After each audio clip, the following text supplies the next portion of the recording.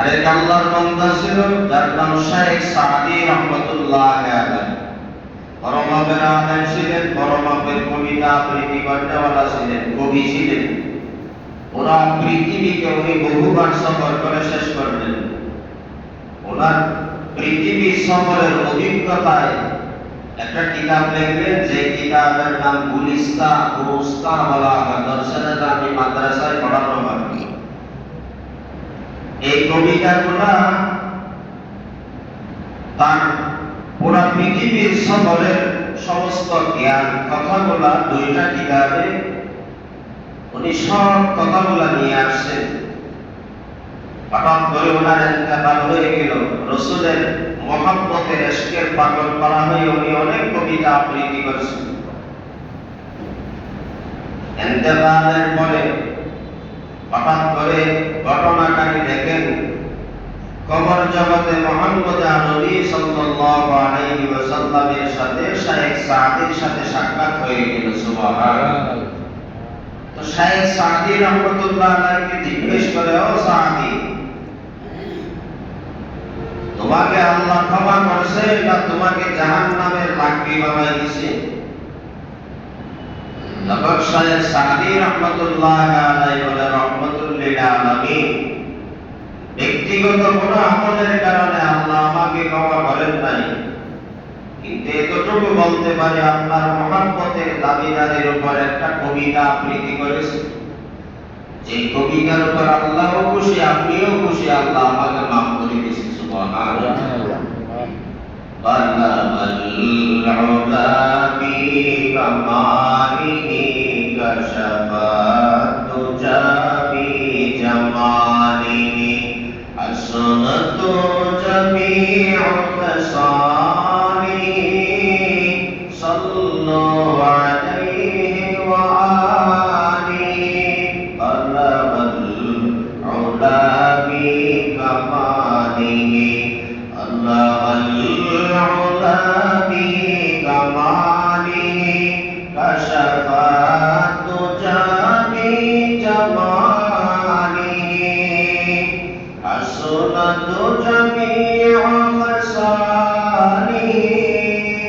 সাল্লু আলাইহি ওয়া আলিহি।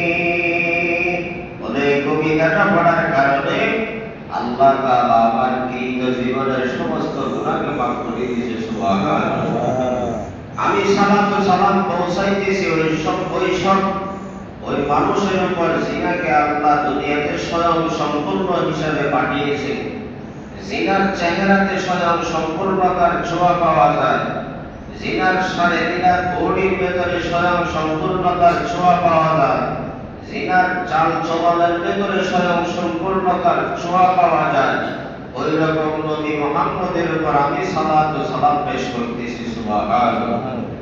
এই কবিতাটা আমি আমার কিতাবে উল্লেখ করলাম, আবৃত্তি করলাম। আল্লাহ তাআলা এর বিনিময়ে আমার কৃত জীবনের সমস্ত অন্যায়কে মাফ করে দিয়েছে। সুবহানাল্লাহ।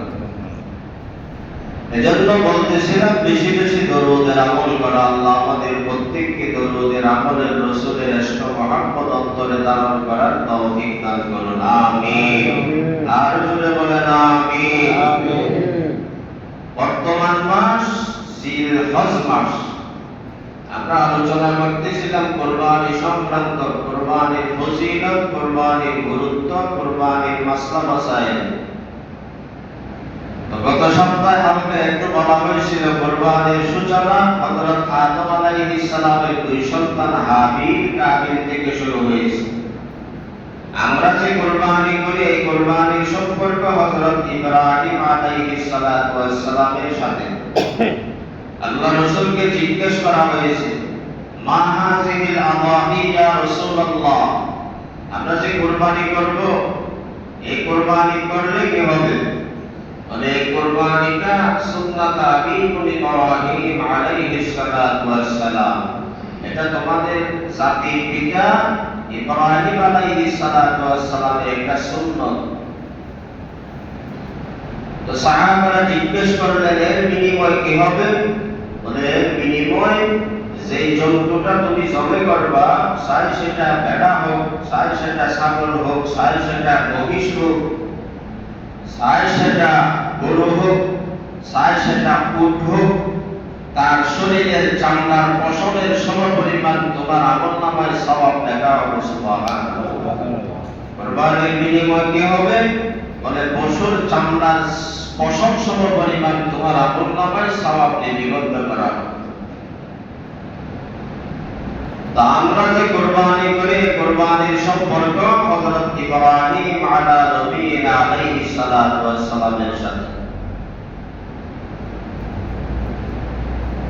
এই কুরবানি হযরত ইব্রাহিম আলাইহিস সালাতু ওয়াস সালামের সন্তান ইসমাঈল নবী কুরবানির সূচনা থেকে আমাদের কুরবানির সম্পর্ক। এই কুরবানি বাবা ইব্রাহিম আলাইহিস সালাতু ওয়াস সালামের জামানা থেকে এক বহুল হৃদয় বিদারক ঘটনার সূচনা দিয়ে শুরু হয়েছে। সুবহানাল্লাহ। হযরত ইব্রাহিম আলাইহিস সালাতু ওয়াস সালামের 99 বছর যখন বয়সে উপনীত হয়ে গেল, আল্লাহ তাআলার কাছে দোয়া করতে করতে করতে একটা সন্তান দিলেন, যে সন্তানের নাম ইসমাঈল আলাইহিস সালাতু ওয়াস সালাম।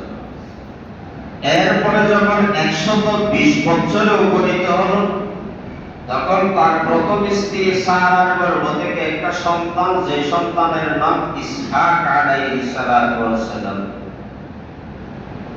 দ্বিতীয় স্ত্রী থেকে আল্লাহ সন্তান জন্মাইলেন যার নাম ইসমাঈল। প্রথম স্ত্রী থেকে আল্লাহ সন্তান জন্মাইলেন যার নাম ইসহাক আলাইহিস সালাতু ওয়াস সালাম। ইব্রাহিম আলাইহিস সালাতু ওয়াস সালামের 120 বছরে যে ইসহাক নবী সন্তান দুনিয়াতে পদার্পণ করলেন, তখন বিবি সারার বয়স ছিল 99 বছর, ইব্রাহিম নবীর বয়স ছিল 120 বছর। এদিকে ইসমাঈলের জন্মের সময় ইব্রাহিম নবীর বয়স ছিল 99 বছর। ঐতিহাসিকগণ এতটুকু বর্ণনা করেছে। ইব্রাহিম নবী আল্লাহর কাছে দোয়া করলেন, বিশ্ব সুন্দরী বিবি হাজারা মক্কার জমিনে তদানীন্তন জামানায় তার মতো সুঠাম দেহের অধিকারী, চেহারার লাবণ্যতাওয়ালা সুন্দর ভিন্ন কোনো মহিলা ছিল না, যে দেখে সে পাগল হয়ে যায়। ইব্রাহিম আলাইহিস সালাতু ওয়াস সালামের দ্বিতীয় স্ত্রীর নাম বিবি হাজারা আলাইহিস সালাতু ওয়াস সালাম। আল্লাহর কাছে দোয়া করলেন, রব্বি হাবলি মিনাস সালিহিন, আল্লাহ একটা নেককার সন্তান দেন। মুফাসসিরিনে কেরাম এই আয়াতের ব্যাখ্যায় লেখেন, ইব্রাহিম নবী খলিলুল্লাহ, আল্লাহর দোস্ত।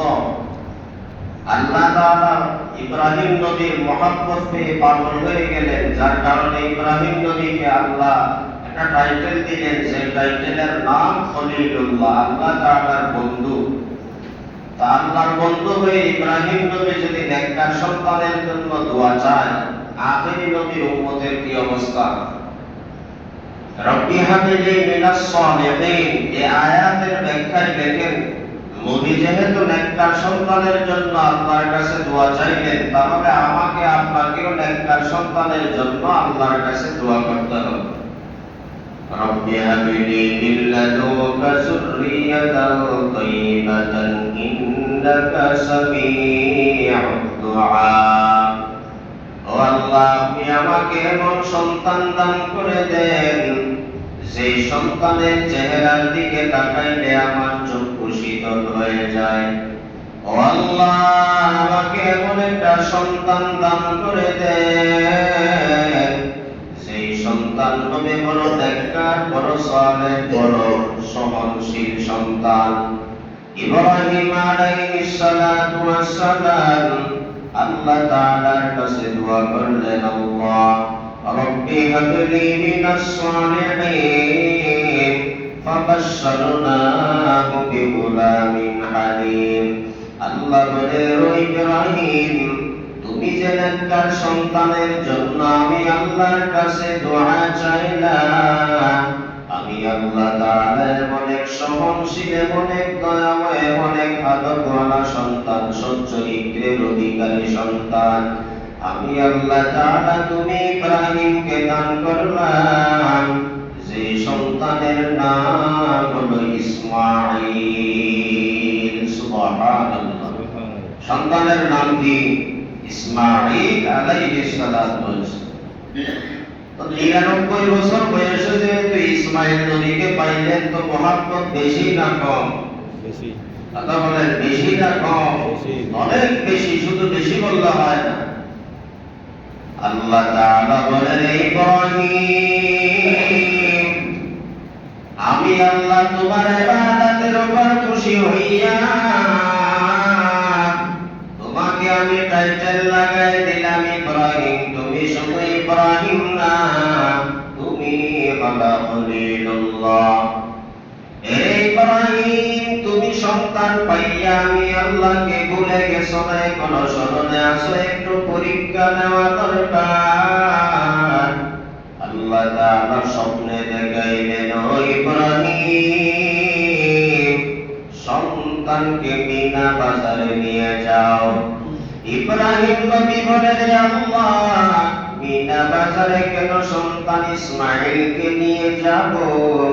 ইব্রাহিম আলাইহিস সালামকে আল্লাহ বলেন, ও ইব্রাহিম যদি তুমি আমি আল্লাহর মহব্বতের ভালোবাসা গভীর করতে চাও, তাহলে তুমি ইব্রাহিমকে মিনা বাজারে জবেহের জন্য নিয়ে যাও। এদিকে বাবা ইব্রাহিম মক্কার অদূরে পাহাড়ে আসলেন। বিবি হাজারাকে ডাক দিয়া বলে, রে ও আমার স্ত্রী হাজেরা, সন্তানকে ভালোভাবে সাজাইয়া দাও, সন্তানকে শেষ বেলার মতো তুমি ভালোভাবে দেখে নাও। বিবি হাজারা ডাক দিয়া বলে, রে ও আমার স্বামী ইব্রাহিম কোথায় যাও? বলে, আমি আমার এই সন্তানকে নিয়ে দুনিয়ার রাজা বাদশার দাওয়াতে যাই। ইব্রাহিম আলাইহিস সালাম এই কথা না বলে কেন বিবি বাদশা ওই রাজা বাদশা রাস্তায় দরবারে গিয়া দাওয়াতে যান কেন বলেছেন? বলে, হাজার হলেও মহিলা মানুষ বিবি হাজারা সন্তানের জবেহের কথা শুনলে সহ্য করতে পারবেন না, এই জন্য মিথ্যা কথা বলে সন্তানকে দুনিয়াওয়ালার দাওয়াতের দোহাই দিয়া নিয়ে গেলেন। ইব্রাহিম আলাইহিস সালাতু ওয়াসসালামকে রাস্তা দিয়ে যাওয়ার সময় শয়তান একবার বিবি হাজারার উপর এসে ধোঁকা দিয়ে দেয়, আরেকবার ইসমাঈলের কাছে এসে ধোঁকা দিয়ে দেয়, আরেকবার হযরত ইব্রাহিম আলাইহিস সালাতু ওয়াসসালামের কাছে এসে ধোঁকা দিয়ে দেয়। শয়তান এসে বিবি হাজারাকে ডাক দিয়া বলে, রে হাজেরা কোথায় যাও? তোমার সন্তানকে কোথায় দিলা তো জানি না, তোমার ওই স্বামী সন্তানকে মিনা বাজারে জবেহের জন্য নিয়ে যায়। এদিকে বিবি হাজারাও কান্নার আওয়াজ আর চিৎকারের আওয়াজ, ডাক দিয়া বলে, রে আমার স্বামী ইব্রাহিম সন্তানকে নাকি তুমি মিনা বাজারে জবেহের জন্য নিয়ে যাও। ইব্রাহিম আলাইহিস সালাম বলে, হ্যাঁ মিনা বাজারে নিয়ে যায়, কিন্তু মিনা বাজারে যে ইসমাঈলকে নিয়ে যায় জবেহের জন্য, এটা আমার স্পেশাল কোনো সিদ্ধান্ত না, এটা হলো আল্লাহ তাআলার হুকুম। সুবহানাল্লাহ। বিবি হাজারা কান্না থামায় নিলেন, বলে, তাইলে ঠিক আছে, যদি আল্লাহ তাআলার হুকুম হয় তাহলে ইসমাঈলকে ৯০০০ ইসমাঈলকে আমি আল্লাহ তাআলার রাস্তায় কুরবানি দিতে রাজি হয়ে গেলাম। শয়তান এসে আমার দোকানে, ইব্রাহিম বুড়া বয়সে সন্তান ইসমাঈলকে পাইলা কেমনে তুমি মিনা বাজারে সন্তানকে জবে করবা? ইব্রাহিম আলাইহিস সালাতু ওয়াসসালাম ইস্তিগফার করলেন। ইসমাঈল নবীকে ইস্তিগফার করার জন্য হুকুম করলেন। আর ইব্রাহিম নবী বলে, ও আমার সন্তান ইসমাঈল, পাথর নাও আর শয়তানের শরীরের দিকে নিক্ষিপ্ত করো। আল্লাহ তাআলার কাছে আমলটা এত পছন্দের হয়ে যায়, আল্লাহ তাআলা বলেন, ও হাজিরা, আমার ঘরের জিয়ারতে যারা আসবা, জামরাত আর শয়তানের যদি পাথর না মারিয়া নাও, তাহলে তোমার হজ কবুল হবে না। সুবহানাল্লাহ। এই যে পাথর মারে হজের মধ্যে গিয়ে, এটা হলো সেই নবী ইব্রাহিমকে ধোঁকা দিয়েছে। নবী ইব্রাহিম বলে, শয়তান পাথর মারো। এই পাথর মারার নমুনাটা আল্লাহর কাছে পছন্দ হয়ে গেছে। কিয়ামত পর্যন্ত আনেওয়ালা সমস্ত হাজীদের উপর এটাকে হুকুম করে দিলেন, যদি কেউ কোনো হাজী সাহেব শয়তানের পাথর না মারা বিহীন হজ করো, তোমার হজ আমি আল্লাহর কাছে কবুল হবে না। সুবহানাল্লাহ। হাজিরা সাফা মারওয়ায় পাহাড়ের উপর পাগলের মতো দৌড়ায়, বলে এই নমুনাও আল্লাহ তাআলার কাছে প্রাচীন যুগের নবী ইসমাঈল আলাইহিস সালামের আম্মা জান হাজারা আলাইহাস সালাতু ওয়াস সালামের ওই নমুনাকে আল্লাহ তাআলা ধরে রাখলেন। ইব্রাহিম নবী যখন পাহাড়ে রেখে আসলেন ইসমাঈল আর হাজারাকে, পানিও নাই, খেজুরও নাই, কোনো খাদ্যদ্রব্য নাই। এক পর্যায়ে পানি শেষ হওয়ার কারণে ইসমাঈল নবী কান্নার আওয়াজ আর পানির তৃষ্ণায় হাহাকার। মা পাগলের মতো একবার সাফা পাহাড়ে দৌড়ায়, আরেকবার মারওয়া পাহাড়ের দিকে দৌড়ায়। এই যে সাফা মারওয়া সাই করলেন, দৌড়াইলেন, এই আমলটা আল্লাহ তাআলার কাছে কবুল হয়ে গেল। আল্লাহ বলেন, ও হাজিরা, কিয়ামত পর্যন্ত যত হাজী আমার বাইতুল্লাহ লাব্বাইক বলে হাজিরা দেওয়ার জন্য আসবা, সাফা মারওয়ায় যদি তোমরা দৌড় না দাও, আমি আল্লাহ তাআলা কোন হাজীর হজকে কবুল করব না। সুবহানাল্লাহ। এটা একটা নমুনা। তৃতীয় নম্বরের হাজীদের আরেকটা নমুনা। হজের আমল শুরু হয় ৮ তারিখ থেকে নিয়ে ১২ তারিখ পর্যন্ত। মায়ার নবী রাহমাতুল লিল আলামিন বলেন, সমস্ত হাজীদের হাতের নখ, চুল, যত সব কর্তনওয়ালা জিনিস আছে এগুলাকে না কাটা, কুরবানির জন্তুর গলায় ছুরি লাগানোর আগ পর্যন্ত যদি কোনো কুরবানি করনেওয়ালা আল্লাহর বান্দা বান্দি জিলহজ মাসের চাঁদ উদিত হওয়ার শুরু থেকে নিয়ে কুরবানির জন্তুর গলায় ছুরি লাগানোর আগ পর্যন্ত তোমার শরীর থেকে যদি কিছু না কাটিয়া না, আল্লাহ তাআলা এই না কাটার বরকতে হজের আমলের সওয়াব দান করবেন, ডাবল কুরবানির সওয়াব আল্লাহ তাআলা দান করবেন। সুবহানাল্লাহ। এটা একটা হজ, হাজীদের হজের নমুনা। কুরবানির সওয়াব দিবেন, আবার হাত পায়ের চুলের এই সমস্ত খরচওয়ালা জিনিসগুলা না কাটার কারণে আল্লাহ ডাবল কুরবানির সওয়াব দিয়ে দিবেন। فلما بلغ معه السعي قال يا بني إني أرى في المنام أني أذبحك فانظر ماذا ترى قال يا أبت افعل ما تؤمر ستجدني إن شاء الله। ইব্রাহিম আলাইহিস সালাতু ওয়াস সালামের সন্তান ইসমাঈলের যখন 17 বছরে উপনীত হয়ে যায়, অথবা 12-13 বছরে উপনীত হয়ে যায়, আল্লাহ তাআলা বলেন, ইব্রাহিম, আমি তোমার স্বপ্ন দেখাইলাম, তুমি ইসমাঈলকে মিনা বাজারে নিয়ে কুরবানি নিয়ে দাও। বাবা ইব্রাহিম সন্তান ইসমাঈলকে ডাক দিয়া বলে, রে ও আমার সন্তান ইসমাঈল,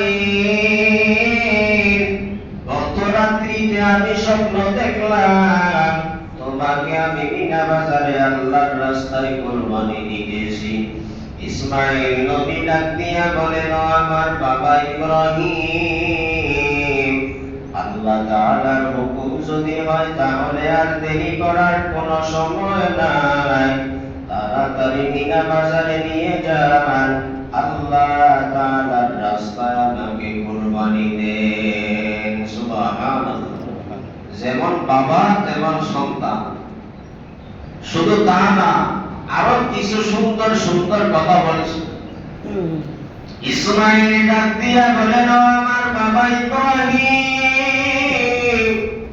আমাকে যে আপনি কুরবানি দিবেন, আমার হাতে পায়ে ভালোভাবে রশি লাগালেন, যেন আমার নাড়াচাড়ার কারণে আপনার জন্মদাতার বাবার শরীরের মধ্যে আমার হাত পাও না লাগে। ও আমার বাবা,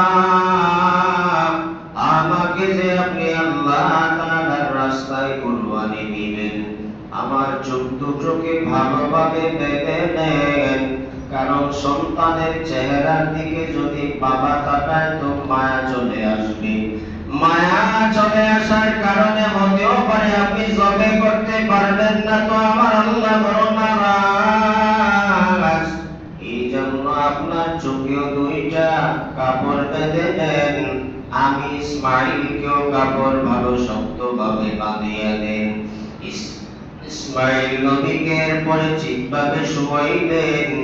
ছুরি বড় ধারালো ছিল ইব্রাহিম আলাইহিস সালাতু ওয়াস সালাম ইসমাঈল নবীর ওই কল্লার উপরে চালাইলেন। মুফাসসিরিনে কেরাম বলেন, এত জোরে চালানো শুরু করলেন, বলে যে জোরে চালানো শুরু করলেন, এই জোরে চালানোর কারণে শরীরটা থেকে কল্লা আলাদা হওয়া দরকার ছিল। ইব্রাহিম আলাইহিস সালাতু ওয়াস সালাম রাগের ক্রোধে অধীর হয়ে একবার চেষ্টা করলো, পারে না, কাটে না, আবার চেষ্টা করলো, পারে না, কাটে না, তৃতীয়বার আবার আল্লাহ তাআলার হুকুম। আল্লাহ বলেন, ও ফেরেশতারা সবাই ডাক দিয়া বলো, আল্লাহু আকবার, আল্লাহু আকবার। ইব্রাহিম নবী বললেন, লা ইলাহা ইল্লাল্লাহ, আল্লাহু আকবার, আল্লাহু আকবার। ফেরেশতারা বললেন, ওয়ালিল্লাহিল হামদ। এরপরে আল্লাহ ডাক দিয়া বলেন, ও ফেরেশতা যাও যাও, জান্নাত থেকে একটা দুম্বা নিয়ে ইসমাঈল নবীর কল্লাটা সরায় দাও। ওই জান্নাতি দুম্বাটা ইব্রাহিমের চুরির নিচে রেখে দাও। সুবহানাল্লাহ। তখন থেকে তাকবীরে তাশরীকের আমল শুরু হয়েছে। জবে করতেছে, হঠাৎ করে দেখে রক্ত হাতে লাগছে ইব্রাহিম নবীর, কিন্তু অচেনা এক জন্তু সন্তান জবে হয় নাই, অচেনা এক জন্তু জবে হয়ে গেছে। যে জন্তুটা জান্নাতি ছিল, জান্নাতি ওই দুম্বাটা আল্লাহ তাআলা ইব্রাহিম নবীর চুরির নিচে জবে করাই দিলেন। সুবহানাল্লাহ। এরপর আল্লাহ তাআলা বলেন, ওয়ানাদাইনাহু ইয়া ইব্রাহিম ক্বাদ সাদ্দাকাতার রুইয়া ইন্না কাযালিকা নাজজিল মুহসিনিন।